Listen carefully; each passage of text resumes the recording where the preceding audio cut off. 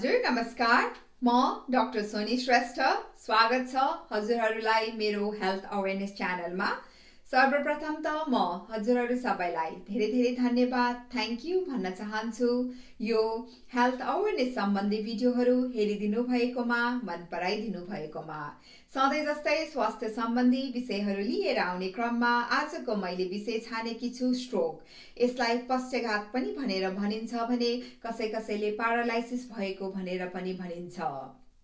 Stroke भन्नाले एक्कासी दिमागमा बगिरहेको रक्त सञ्चालनमा रोकिनु र त्यसको कारणले दिमागको कुनै भागले काम गर्न छोड्नु।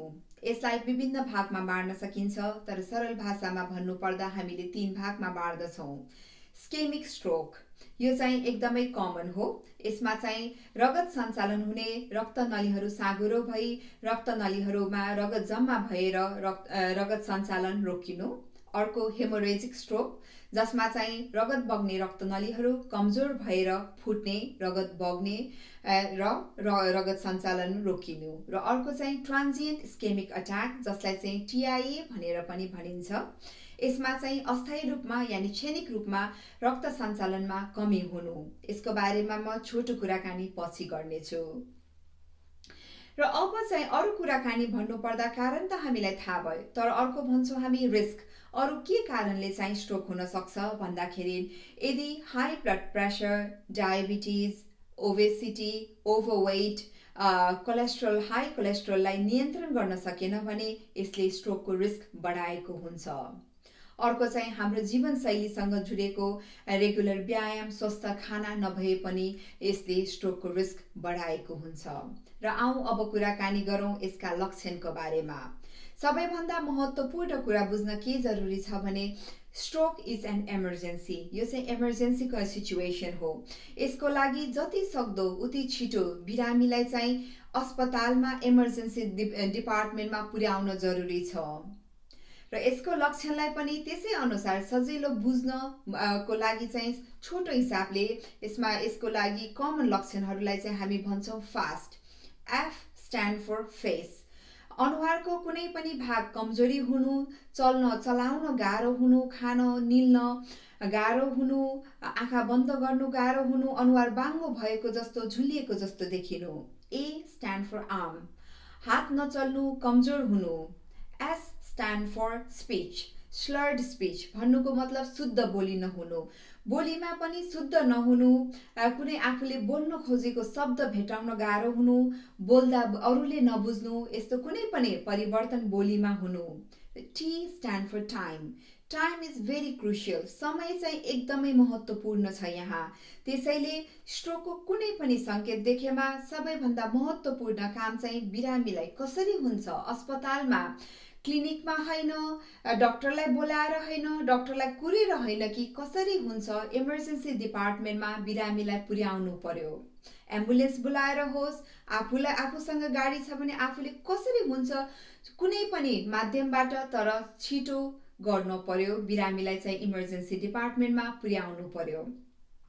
यी लगायत अरू पनि लक्षणहरू छन् जसलाई हामी भन्छौँ ब्यालेन्स। एक्कासी उठ्न, उभिन, हिँड्न गाह्रो अप्ठ्यारो भएको, ब्यालेन्स गर्न नसकेको जस्तो हुनु। बेसरी टाउको दुख्नु, कसैले पछाडिबाट आएर हिर्काएको जस्तो महसुस हुनु।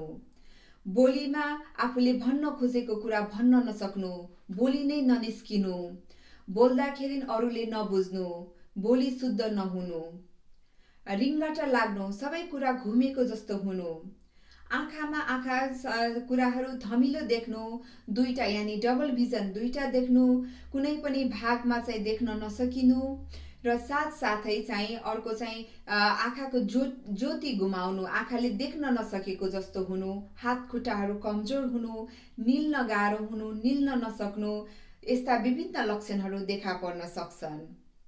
र अब कुराकानी गरौँ किन अस्पतालमा पुर्याउन जरुरी छ त भन्दाखेरि चाहिँ कुनै पनि शरीरको कुनै पनि भागमा रगत सञ्चालन हुनु भन्नु नै रगतद्वारा अक्सिजन चाहिँ शरीरको विभिन्न भागहरूमा पुर्याउनु हो। त्यसै अनुसार शरीरको विभिन्न भागहरूले काम गरिरहेको हुन्छ। त्यसरी नै दिमागमा पनि एक्कासी रगत सञ्चालन कमी हुनु भन्नु नै अक्सिजनको कमी हो। अक्सिजनको कमी हुन थालिसकेपछि त्यो अक्सिजनको कमी भएको भागमा रहेका कोशिकाहरू कमजोर हुन्छन्, त्यसले काम गर्न छोड्छन्, मर्दै जान्छन्। त्यसपछि ती पुरै भागले काम गर्न छोड्छन्। त्यसरी नै विभिन्न लक्षणहरू देखा पर्छन्। जति लामो समय अक्सिजनको कमी हुन्छ त्यति नै ठुलो भागमा असर पुगेको हुन्छ। जब अस्पतालमा पुग्छ, डाक्टरले जाँच पडताल गरिसकेपछि सबैभन्दा महत्त्वपूर्ण जाँच चाहिँ ब्रेन इमेजिङ भनेर भन्छौँ, जसमा चाहिँ सिटी स्क्यान अथवा एमआरआई स्क्यान गर्नुपर्ने हुन जान्छ। यसले चाहिँ दिमागमा कुन चाहिँ भागमा असर पुर्याएको छ, के भएर स्ट्रोक भएको छ, रक्तनलीहरू बन्द भएर रगत जमेर भएको छ कि रक्तनलीहरू फुटेर भएको छ कि कुन चाहिँ भागमा असर पुर्याएको छ, कत्रो भागलाई असर पुर्याएको छ भनेर जान्न सहयोग पुर्याएको हुन्छ। यी बाहेक पनि विभिन्न टेस्टहरू गर्नुपर्ने हुन्छ। रगतको जाँच, जसमा चाहिँ कोलेस्ट्रोल लेभलको चेकदेखि लिएर ब्लड सेल्स काउन्टको लेभलको चेकदेखि लिएर डायबिटिक चेक गर्नुपर्ने हुन जान्छ। इसिजी यानि इलेक्ट्रोकार्डियोग्राम, जसमा चाहिँ मुटुको धड्कन कस्तो छ, मुटुले कसरी काम गरिरहेको छ भनेर जाँच्नुपर्छ। एउटा कन्डिसन हुन्छ जसलाई हामी भन्छौँ एट्रियल फिब्रिलेसन, जसमा चाहिँ मुटुको चल्ने प्रक्रिया चाहिँ भिन्न हुन्छ। त्यसको कारणले मुटुमा रगत जम्ने रिस्क चाहिँ बढेको हुन्छ। यदि यस्तो छ भने यसको लागि बेलैमा उपचार गर्नुपर्ने हुन जान्छ। अर्को चाहिँ अल्ट्रासाउन्ड, क्यारोटिड अल्ट्रासाउन्ड भनेर भन्छौँ, जसमा चाहिँ क्यारोटिड आर्टरी एउटा ठुलो रक्तनली हो। यो चाहिँ हाम्रो घाँटीको दुवैपट्टि रहेको हुन्छ। यसको स्क्यान गर्ने, किनभने यो क्यारोटिड आर्टरी, यो रक्तनली चाहिँ साँघुरो छ कि यसमा रगत जमेको छ कि भनेर हेर्न जरुरी छ। अर्को चाहिँ मुटुको स्क्यान गर्न जरुरी छ, जसमा चाहिँ मुटु कमजोर छ कि, मुटुमा कुनै समस्या छ कि, मुटुमा रगत जमेको छ कि, के यो रगत जमेको रक्तनली साँघुरो भएको मुटुको कारणले हो कि भनेर जाँच्न निकै जरुरी छ। र अब उपचारको बारेमा भन्नुपर्दा अघि भने जस्तै स्क्यान गरेर हेरिसकेपछि कुन भागमा असर पुगेको छ, कस्तो असर पुगेको छ, बिरामीको अवस्था कस्तो छ, यी विभिन्न कुराले कस्तो ट्रिटमेन्ट, कतिको इमर्जेन्सीको ट्रिटमेन्ट गर्न जरुरी छ भनेर निर्धारण गरेको हुन्छ। जति छिटो बिरामीलाई अस्पतालमा पुर्याउँछौँ त्यति नै छिटो डायग्नोसिस हुन्छ र उपचार त्यति नै छिटो सुरु गर्न सक्छौँ। जति छिटो उपचार त्यति नै राम्रो रिकभरी, त्यति नै छिटो निको हुने चान्स बढी भएको हुन्छ। उपचार विभिन्न प्रकारको छ। अघि भने जस्तै यसमा के कारणले गर्दा स्ट्रोक भएको छ, कस्तो खालको स्ट्रोक भएको छ, कतिको ड्यामेज भएको छ, यी विभिन्न कुराले निर्धारण गरेको हुन्छ के उपचार सुरु गर्ने भन्ने पर्दा। उपचार भन्नुपर्दा औषधि दिएर ती जमेका रक्तनलीहरूलाई जमेका रगतलाई फुटाएर रक्तनलीहरू खुल्ने पनि हुन सक्छन्। यदि रक्तनलीहरू फुटेर ठुलो भागमा असर पुगेको छ, दिमाग ब्रेन सुन्निएको छ भने तुरुन्तै सर्जरी शल्यक्रिया गर्नुपर्ने आवश्यक पनि हुन जान्छ। यी बाहेक अरू विभिन्न औषधिहरू, रगत जम्न नदिन रगत पातलो बनाउने औषधिहरू जस्तै एस्प्रिन, क्लोपिडोग्रेल भनेर हामी भन्छौँ। ब्लड प्रेसर छ भने ब्लड प्रेसरलाई नियन्त्रण गर्ने औषधि, डायबिटिज छ भने डायबिटिजलाई नियन्त्रण गर्ने औषधि, कोलेस्ट्रोलको नियन्त्रण गर्ने स्ट्याटिन जस्ता औषधि, र अघि भनेको समस्या एट्रियल फिब्रिलेसन छ भने चाहिँ यसले चाहिँ रगत जम्न नदिनको लागि वारफ्रिन, एपिक्साबान जस्तो स्पेशल औषधिहरू लिनुपर्ने हुन जान्छ।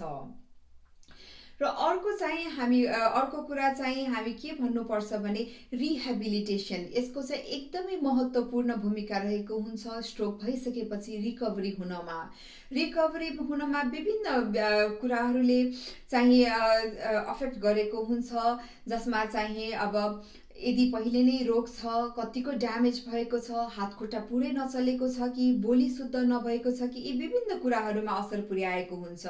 यसमा हामी भन्छौँ मल्टिडिसिप्लिनरी टिम, विभिन्न स्पेशालिटीहरूले महत्त्वपूर्ण भूमिका खेलेको हुन्छ, जसमा physiotherapist, speech and language therapist, psychotherapist, विभिन्न स्पेशालिटी, विभिन्न अरू स्पेशालिटीहरूले चाहिँ एक साथमा रहेर काम गरेर बिरामीलाई जति सक्दो उति छिटो रिकभरी गर्नको लागि सहयोग पुर्याएको हुन्छ। र अर्को कुरा चाहिँ ट्रान्जिएन्ट इस्केमिक अट्याक, TIA, जसलाई चाहिँ मिनी स्ट्रोक भनेर पनि भनिन्छ। यसको बारेमा जान्न पनि निकै जरुरी छ, किनभने यसमा के हुन जान्छ भने ट्रान्जिएन्ट यानी क्षणिक रूपमा चाहिँ रगत सञ्चालन, दिमागमा रगत सञ्चालन कमी हुन जान्छ, रगत सञ्चालन रोकिन जान्छ। यो चाहिँ कुनै मिनट पनि हुन सक्छ, घन्टौँसम्म हुन जान्छ, तर हामी चाहिँ विशेष गरेर 24 घण्टाभन्दा कम भनेर भन्छौँ भएर तर पछि पूर्णतया आफूलाई जो यसमा चाहिँ जुन स्ट्रोकमा देखिने लक्षणहरू देखिन सक्छ, तर यो रगत सञ्चालन फेरि सुरु हुने हुँदाखेरि यी देखेका लक्षणहरू चाहिँ पूर्णतया आफूलाई ब्याक टु नर्मल हुन जान्छ। यस्तो अवस्थामा हामी प्रायले के सोच्छौँ भने यस्तो समस्या आए पनि मलाई निको भयो भनेर हामी ढुक्क भएर बस्न थाल्छौँ। तर यस्तो नभइकन यो मिनी स्ट्रोक यानी ट्रान्जिएन्ट इस्केमिक अट्याक भनेको चाहिँ एउटा वार्निङ हो। यो पनि मेडिकल इमर्जेन्सी हो। कुनै पनि स्ट्रोकको समस्या, कुनै पनि सङ्केत देखा परेमा यो 1 मिनट मात्रै होस्, यसलाई 1 घण्टा मात्रै होस्, आफू पूर्णतया निको भइसकेको भए पनि तुरुन्तै अस्पतालमा लगेर जाँच पडताल गर्नै पर्छ।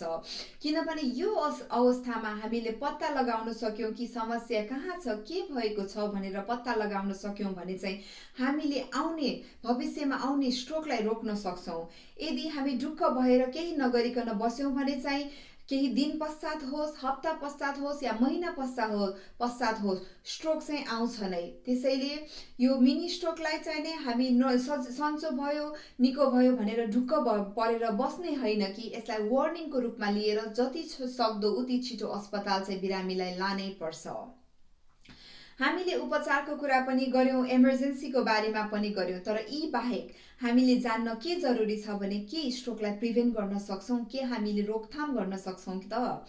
कुनै पनि रोगको बारेमा रोग लागिसकेपछि उपचार गर्नुभन्दा रोग कसरी नलाग्ने, कसरी लाग्नबाट रोक्ने भन्ने बारेमा ध्यान पुर्याउन नै सबैभन्दा हामीलाई सजिलो हुन जान्छ। उपचार रोग लागिसकेपछि उपचार त हुन्छ, तर पनि उपचार पश्चात कसरी रिकभरी हुन्छ, कस्तो रिकभरी हुन्छ भन्न अलि गाह्रै हुन्छ। अब रोकथाम भन्नुपर्दा कुनै पनि समस्या यदि हामीलाई पहिल्यै छ, high blood pressure, diabetes, cholesterol जस्ता समस्या छ भने यसलाई डाक्टरले दिए अनुसार बेलैमा औषधि खाएर नियन्त्रण गर्न निकै जरुरी छ। हो, यी रोगहरूले कुनै पनि लक्षण नदेखाउन सक्छ सुरुमा, तर पनि अघि भने जस्तै यी रोगलाई समयमै नियन्त्रण नभएमा चाहिँ स्ट्रोक, हार्ट अट्याक जस्ता डरलाग्दा समस्याहरू यसले लिएर आउन सक्छ। यी बाहेक अरू हामीले के गर्न सक्छौँ त भने स्वस्थ खाना खाने, एक्सर्साइज, के सजिलो छ, आफूले के गर्न सक्छ, आफ्नो दैनिक जीवनसँग मिल्ने कस्तो एक्सर्साइज छ गर्नै पर्छ। केही नगर्नुभन्दा केही सुरु गर्नै पर्छ। सानो गरौँ, सरल गरौँ, तर निरन्तर हुने काम गरौँ। केही नगर्नुभन्दा गर्नु नै बेस हुन्छ। एक्सर्साइज, तौल बेलैमा जानेर बुझेर तौल नियन्त्रण गर्नै पर्छ। अर्को चाहिँ धूम्रपान, मदिरापान। धूम्रपान, मदिरापानले कुनै पनि फाइदा पुर्याएको हुँदैन। त्यसैले जति सक्दो उति छिटो धूम्रपान, मदिरापानलाई रोक्नै पर्छ। धूम्रपानको कारणले रक्तनलीहरू साँघुरो हुने, कडा हुने, रगत जम्ने जस्ता समस्याहरू आउँछन्। मदिरापानले पनि रक्तनली, मुटुको रोगहरू बढाउने, रिस्क बढाउने गरेको हुन्छ। त्यसैले यी सबै रिस्कहरूलाई बेलैमा हामीले जान्यौँ, बुझ्यौँ र बेलैमा हामीले स्वस्थ जीवनशैली अपनायौँ भने यस्ता डरलाग्दा रोगहरूलाई हामीले रोक्न सक्छौँ, रोकथाम गर्न सक्छौँ। आफू स्वस्थ त आफ्नो परिवार स्वस्थ, आफ्नो परिवार स्वस्थ भन्नु हाम्रो समाज अनि देश स्वस्थ। अर्को कुरा म यो भिडियोद्वारा के मेसेज दिन चाहन्छु भने अघि नै भनेकी थिएँ कि स्ट्रोक इज एन इमर्जेन्सी। यसमा टाइम इज भेरी क्रुसियल। यस्ता इमर्जेन्सीको बारेमा हामीले अलिकति पनि आफूलाई कुनै पनि जानकारी राख्यौँ भने चाहिँ हामीले कसैको ज्यान बचाउन सक्छौँ, कसैलाई सहयोग पुर्याउन सक्छौँ। आफूलाई होस्, आफ्नो परिवारमा होस्, साथी सङ्गीमा होस्, अफिसमा होस्, बाहिर बाटोमा होस्, कसैलाई पनि हामीले चाहिँ केही गरेर हाम्रो सानो कार्यले कसैको ज्यान बच्न सक्छ। त्यसैले सधैँ प्रयत्न गरौँ कि इमर्जेन्सी म्यानेजमेन्टको, इमर्जेन्सी कन्डिसनहरूको बारेमा सानै भए पनि जानकारी राखौँ, सधैँ अरूलाई सकेसम्म सहयोग पुर्याउँ। आशा छ मेरो अरू भिडियोहरू जस्तै यो पनि हजुरहरूलाई उपयोगी लागेको छ। यदि उपयोगी लागेमा कृपया सक्दो शेयर अनि सब्सक्राइब गरिदिनु होला। म आउने अर्को हप्ता स्वास्थ्य सम्बन्धी नयाँ विषय लिएर आउनेछु। त्यतिन्जेलसम्मको लागि बिदा लिन चाहन्छु। नमस्कार, शुभ दिन।